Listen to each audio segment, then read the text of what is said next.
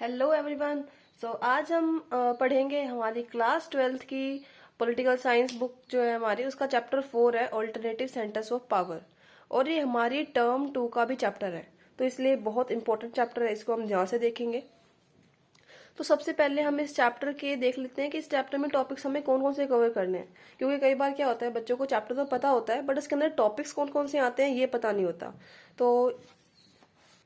तो ये देखिए, मैंने लिख दिया है टर्म 2 का ये चैप्टर है ऑल्टरनेटिव सेंटर्स ऑफ पावर। इसमें हमें ये टॉपिक्स कवर करने हैं, यही पूरा चैप्टर का सिलेबस है इस चैप्टर का। इस चैप्टर में हमें 4 ऑर्गेनाइजेशंस पढ़नी है, that is European Union, ASEAN, SAARC और ब्रिक्स। और 4 नेशंस के बारे में स्टडी करना है, that is Russia, China, Israel और इंडिया। ठीक है, इसकी फुल फॉर्म्स बता देती हूँ मैं। ये 4 ऑर्गेनाइजेशंस हैं। पहली ऑर्गेनाइजेशन है ईयू, मतलब यूरोपियन यूनियन। दूसरी ऑर्गेनाइजेशन है ASEAN, Association of South East Asian Nations. And third is SAARC, South Asian Association for Regional Cooperation. And third is BRICS, Brazil, Russia, India, China, South Africa. तो ये 4 organisations हैं और 4 Nations हैं हमारी, Russia, China, Israel और India. तो ये हमारा टोटल सिलेबस है इस चैप्टर का। तो इस वीडियो में हम अपनी पहली ऑर्गेनाइजेशन यूरोपियन यूनियन कवर करेंगे। चलिए, तो फिर हम पहले चैप्टर का ओवरव्यू देख लेते हैं, तो उसके बाद हम अपना यूरोपियन यूनियन पहली ऑर्गेनाइजेशन स्टार्ट करेंगे। तो ओवरव्यू में हमें ये समझना है कि ये organisation European Union, ASEAN, SAARC, BRICS, ये ऑर्गेनाइजेशन बनी क्यों थी। हम सभी जानते हैं कि जो सोवियत डिसइंटीग्रेशन कब हुआ था, दिसंबर 1991 में। उसी के बाद से ही अमेरिका एक सिंगल जो है लार्जेस्ट पावर बन गई थी पूरे ऑल ओवर वर्ल्ड में। ठीक है, यूनिपोलर वर्ल्ड हो गया था पूरा, जहाँ पे सिर्फ एक ही कंट्री जो है पूरे वर्ल्ड में डोमिनेंट है। तो अमेरिका की उसी डोमिनेंस को खत्म करने के लिए, उसको लिमिट में करने के लिए ये ऑर्गेनाइजेशंस बनाई गई थी। जैसे यूरोपियंस ने बनाई थी अपनी यूरोपियन यूनियन, वैसे एसोसिएशन जो साउथ ईस्ट कंट्रीज थी उन्होंने अपनी आसियान बना दी। इसी तरह से सब कंट्रीज ने अपनी अपनी एक ऑर्गेनाइजेशन बना ली, ताकि अमेरिका की डोमिनेंस को थोड़ा लिमिट किया जा सके। तो इन्होंने धीरे धीरे करके अपने इंस्टीट्यूशंस डेवलप किए इन ऑर्गेनाइजेशंस ने, ताकि एक पीसफुल वर्ल्ड डेवलप हो सके और साथ साथ इन सब वर्ल्ड की सारी कंट्रीज हैं ये प्रोस्पेरस हो सके। उसके बाद हम जो है अपनी सारी कंट्रीज को स्टडी करेंगे, नेशंस को, 4 स्टेट। तो ये हमारा चैप्टर का ओवरव्यू हो गया। अब हम स्टार्ट करते हैं अपनी ऑर्गेनाइजेशन यूरोपियन यूनियन। अब स्टार्ट करते हैं अपना टॉपिक यूरोपियन यूनियन। तो हमारा सेकेंड वर्ल्ड वॉर चला था 1939 से 1945 तक। अब 1945 में सेकेंड वर्ल्ड वॉर एंड हुआ था। इसी सेकेंड वर्ल्ड वॉर के बीच में हमारा जो यूरोप था ना, वो पूरी तरह र्यून हो चुका था, उसकी इकोनॉमी र्यून हो चुकी थी, इसके स्ट्रक्चर सब डिस्ट्रॉय हो चुके थे। ठीक है, तो पूरा सेकेंड वर्ल्ड वॉर के दौरान हमारा यूरोप पूरा र्यून हो चुका था, इसकी इकोनॉमी र्यून हो गई। अब यूरोप को हेल्प चाहिए थी, तो यूरोप को हेल्प प्रोवाइड की अमेरिका ने। अमेरिका ने क्या किया, अमेरिका ने यूरोप को फाइनेंशियल हेल्प प्रोवाइड की मार्शल प्लान लॉन्च करके। अमेरिका ने मार्शल प्लान लॉन्च किया ताकि यूरोप की इकोनॉमी रिवाइव हो जाए, क्योंकि सेकेंड वर्ल्ड वॉर के दौरान यूरोप की इकोनॉमी बहुत ज्यादा डाउन चली गई थी। तो उसको रिवाइव करने के लिए अमेरिका ने मार्शल प्लान लॉन्च किया। अब मार्शल प्लान के अंदर क्या हुआ, 3 ऑर्गेनाइजेशंस आती है हमारी, 3 ऑर्गेनाइजेशंस। तो हमारी 3 ऑर्गेनाइजेशंस आती हैं मार्शल प्लान के अंदर। पहली ऑर्गेनाइजेशन है OEEC, that is organization for European economic cooperation. ठीक है, ये से 1948 में डेवलप हुई थी ऑर्गेनाइजेशन। दूसरी ऑर्गेनाइजेशन है काउंसिल ऑफ यूरोप, 1949 में डेवलप हुई थी। और तीसरी ऑर्गेनाइजेशन है यूरोपियन इकोनॉमिक कम्युनिटी, जो 1957 में डेवलप हुई थी।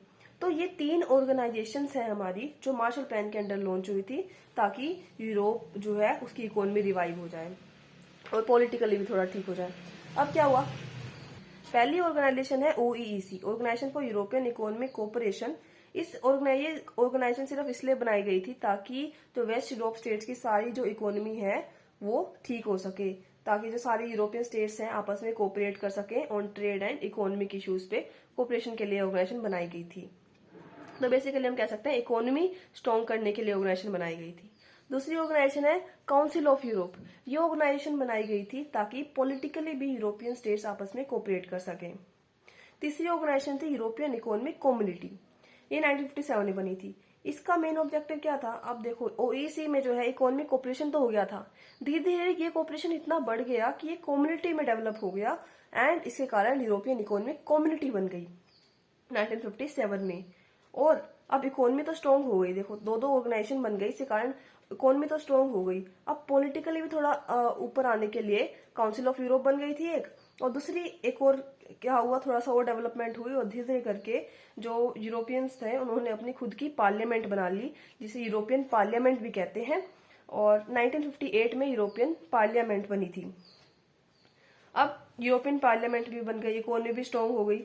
अब दिसंबर 1991 में सोवियत यूनियन डिसइंटीग्रेट हुआ था, और उसी के ही अगले साल 1992 में यूरोपियन यूनियन की फॉर्मेशन हो गई थी। मतलब धीरे धीरे इकोनॉमी भी स्ट्रांग हो गई, पॉलिटिकली भी इंडिपेंडेंट हो गए, तो इन्होंने अपना अलग से एक यूनियन बना लिया यूरोपियंस ने, जिसे यूरोपियन यूनियन कहते हैं। इसके 3 ऑब्जेक्टिव्स थे। तो यूरोपियन यूनियन बना था इसके 3 ऑब्जेक्टिव्स के साथ।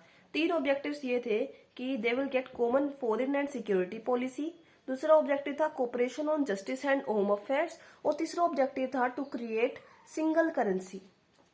तो ये 3 ऑब्जेक्टिव्स के साथ यूरोपियन यूनियन बना था 1992 में।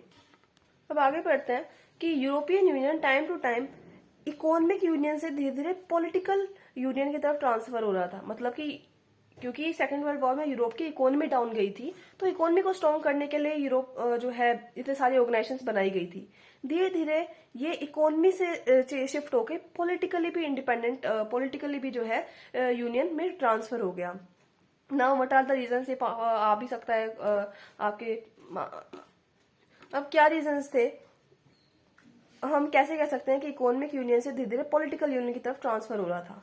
पहला रीजन तो ये था कि अब यूरोपियन यूनियन धीरे धीरे as a nation state act कर रहा था। दूसरी चीज क्या थी कि हालांकि यूरोपियन यूनियन ने कई सारे अटेम्प्ट्स किए कि कॉन्स्टिट्यूशन बन जाए उनका, बट ये अटेम्प्ट्स फेल हो गए। बट हालांकि इनके पास जो है अपना खुद का फ्लैग है, they have their own flag, they have their own national anthem, they have their own founding date and currency. Flag को स्टडी करते हैं यूरोपियन यूनियन के, ये देखिए, ये यूरोपियन यूनियन का फ्लैग दिया हुआ है, आप लोगों को दिखा रखा है। तो इस फ्लैग में आप लोग जो देख पा रहे होंगे कि ये स्टार्स दे रखे हैं। अभी स्टार्स आप काउंट करेंगे तो 12 है काउंटिंग में। ये 12 स्टार्स क्यों है, 12 ही क्यों है नंबर है, क्योंकि 12 एक सिंबल है जो कंप्लीटनेस, परफेक्शन और यूनिटी का सिंबल होता है। और आप देखें तो ये 12 स्टार्स एक सर्कल में बंधे हुए हैं, एक सर्कल बना हुआ है 12 स्टार्स का। ये सर्कल बताता है कि how there was a solidarity and harmony between people of Europe. तो ये हमारा यूरोपियन यूनियन का फ्लैग हो गया। अब धीरे धीरे यूरोपियन यूनियन जो उसके ऑब्जेक्टिव्स उसने बना रखे थे, उस ऑब्जेक्टिव्स को भी कंप्लीट करने लग गया, जैसे common foreign and security policy, cooperation on justice and home affair. इस सारे ऑब्जेक्टिव्स को जो है अकम्प्लिश करने लग गए सारे यूरोपियंस। धीरे धीरे अब क्या हुआ, उसी टाइम, ये वही टाइम है ना जब यूरोपियन जो सोवियत यूनियन था वो डिसइंटीग्रेट हुआ था। तो जो सोवियत यूनियन के जो भी लोग थे, तो यूरोपियन यूनियन क्या चाह रहा था कि उन सोवियत यूनियन के सारे लोगों को अपनी तरफ कर ले, ताकि उनका एरिया ऑफ कोऑपरेशन बढ़ जाए। पर ऐसा नहीं हुआ, क्योंकि जो सोवियत यूनियन के जो लोग थे, they didn't want to give the power to European Union. European Union के गवर्नमेंट को वो पावर नहीं देना चाहते थे जो पावर उनके गवर्नमेंट के पास थी। तो इसलिए जो है, हालांकि यूरोपियन यूनियन ने जो है क्या किया, रिजर्वेशन भी दी उन कंट्रीज को जो यूरोपियन यूनियन में मर्ज होती है। तो इस तरह से जो है धीरे धीरे इकोनॉमी से पॉलिटिकल यूनियन की तरफ ट्रांसफर हो गया। सम अप करे पॉइंट्स, तो as a nation state act करने लग गया। It is having its own flag, anthem, founding date, currency, and it tried to expand its area of cooperation.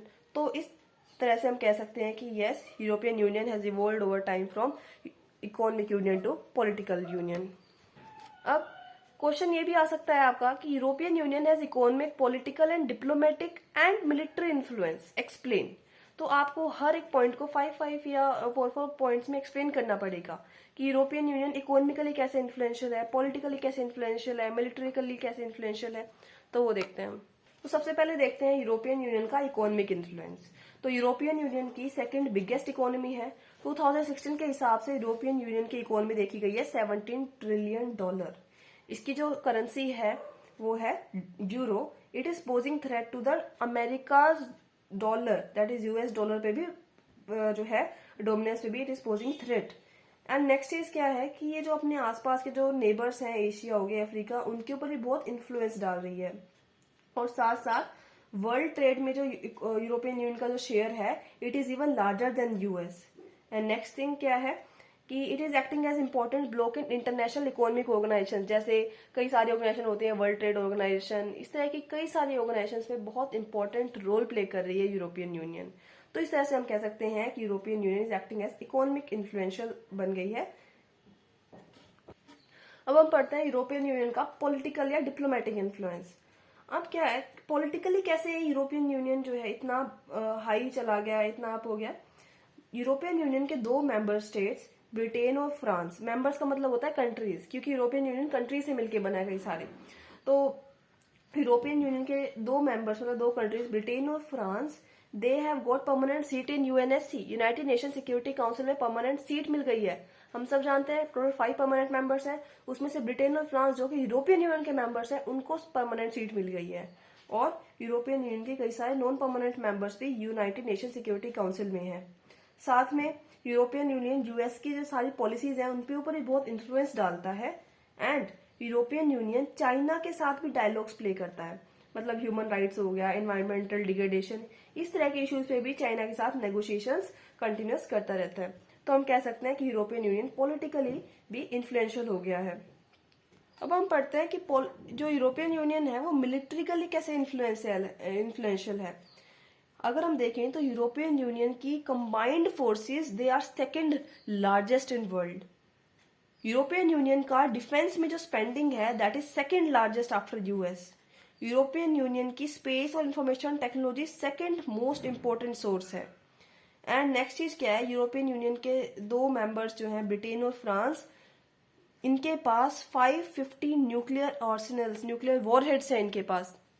तो हम कह सकते हैं मिलिट्रिकली भी ये बहुत ज्यादा स्ट्रांग है। तो अभी तक हमने देखा कि स्टार्टिंग में यूरोप की इकोनॉमी डाउन थी, उसके बाद अमेरिका ने हेल्प प्रोवाइड की, मार्शल प्लान लॉन्च किया। मार्शल प्लान के अंदर कई सारी ऑर्गेनाइजेशंस आए, जैसे ओईसी, सीईईसी बनी, इस तरह की इकोनॉमिक कोऑपरेशन की ऑर्गेनाइजेशन बनी। धीरे धीरे करके यूरोपियन यूनियन बन गई 1992 में, और ये European Union super national organisation बन गई है एट लास्ट। और अब यूरोपियन यूनियन हर एरिया में, चाहे वो इकोनॉमिक एरिया हो, चाहे पॉलिटिकल, चाहे सोशल एरिया, हर एरिया में इंटरवीन कर रही है। पर ऐसा नहीं है कि यूरोपियन यूनियन में सारी अच्छाइयां ही हैं, इसमें कुछ लिमिटेशंस भी हैं।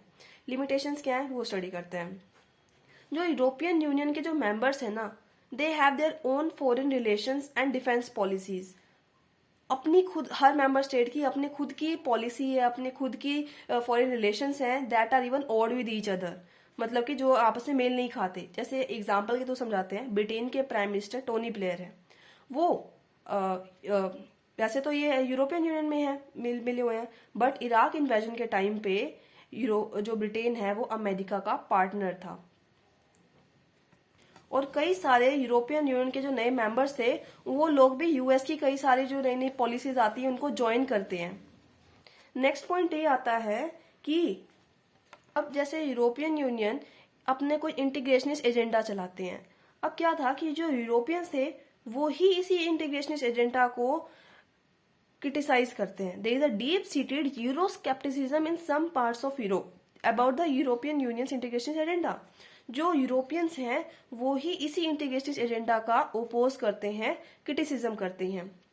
जैसे एग्जांपल के थ्रू, जैसे ब्रिटेन के फॉर्मर प्राइम मिनिस्टर थे मार्गरेट थैचर, उन्होंने यूके को, यूनाइटेड किंगडम को यूरोपियन की मार्केट से बिल्कुल बाहर रखा। तो ये बताता है हमें किस तरह से जो है यूरोपियन यूनियन तो चाहता है कि इंटीग्रेट हो हम, बट किस तरह से ब्रिटेन के ही former prime minister Margaret Thatcher ही kept UK out of European market. 2 countries Denmark और स्वीडन, उन्होंने maastricht ट्रीटी को अपोज किया और साथ साथ यूरो को भी अडॉप्ट करने से मना कर दिया। maastricht ट्रीटी क्या होता है इसे समझते हैं। जो हमारे तीनों जो ऑब्जेक्टिव्स थे यूरोपियन यूनियन को बनाने के, that was common foreign and security policy, cooperation on justice and home affairs, creation of single currency, ये तीनों ऑब्जेक्टिव्स जो है maastricht ट्रीटी के अंडर साइन किए गए थे। और इस maastricht ट्रीटी को ही इन्होंने रजिस्ट किया इन डेनमार्क एंड स्वीडन ने। और साथ साथ यूरो जो कि सिंगल करेंसी है यूरोपियन यूनियन की, उसको भी अडॉप्ट करने से मना कर दिया। तो ये सारी यूरोपियन यूनियन की लिमिटेशंस हैं। तो अब हमारा यूरोपियन यूनियन कंप्लीट हो गया। अब हम नेक्स्ट वीडियो में अपनी नेक्स्ट ऑर्गेनाइजेशन को स्टडी करेंगे।